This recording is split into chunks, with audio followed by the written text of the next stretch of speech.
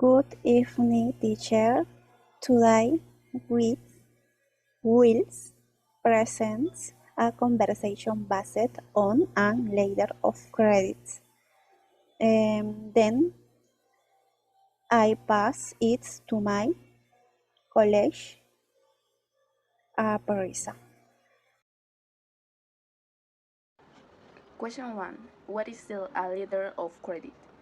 A letter of credit is a contractual payment issued by a financial institution where it was in the name of a buyer of goods for the benefit of a seller, but there is nothing to certify that it continues to do so up to now, which covers the amount specified in the credit, whose payment is conditional on the seller meeting the document requirement of the credit within a time frame. The objective was primarily to provide greater security to both the buyer and the seller of the fulfillment of the obligations of each party in a commercial transaction.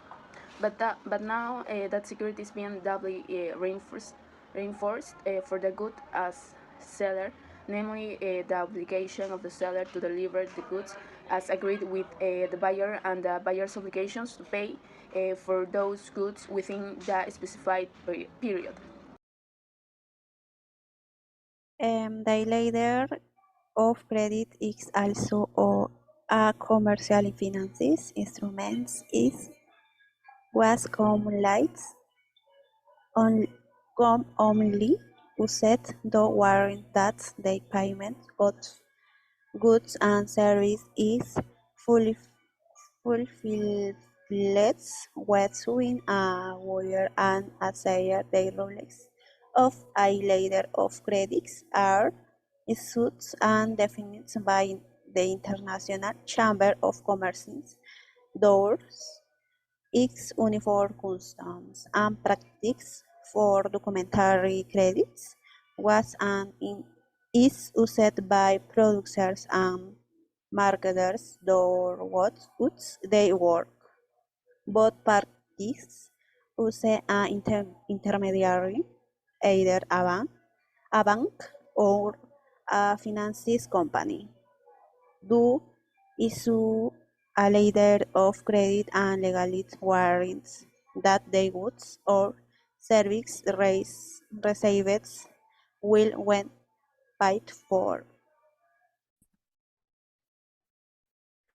Good evening. We have 4 types of credit cards. The first is the irrevocable letter of credit, which is used as a guarantee and is exercised in the event of uncompliance with a commercial, financial, or service obligation.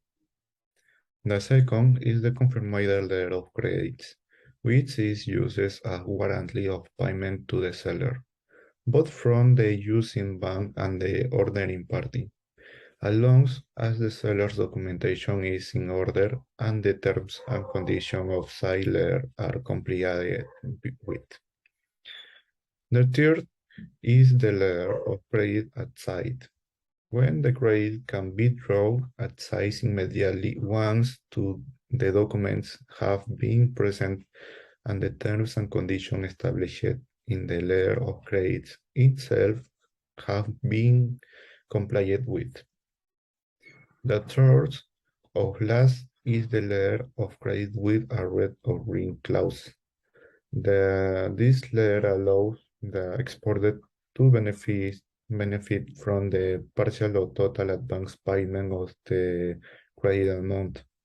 Through these types of credits, the buyer finances the purchase or manufacture of the merchandise for the seller. So its use must be restricted to cases in which the ordering party has full confidence in the beneficiary. That's all. Thanks. What are the benefits of using a letter of credit? The benefit of using a letter of credit for the buyer was that they were certain to receive the goods stipulated in the LC. Therefore, they weren't being obligated to pay for the goods upfront. On the other hand, for the seller, the benefit was that they were being somewhat protected against non-payment for the buyer. A dealer of I met a letter of credit a year ago in a gap and events that occurs very frequently. Nowadays, that the letter of credit only guarantees the arrival of the documents. Payment engage them.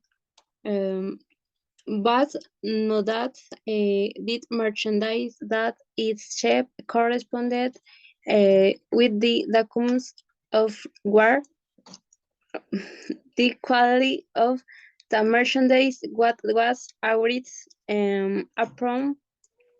So I had hired a strict quality control expertly.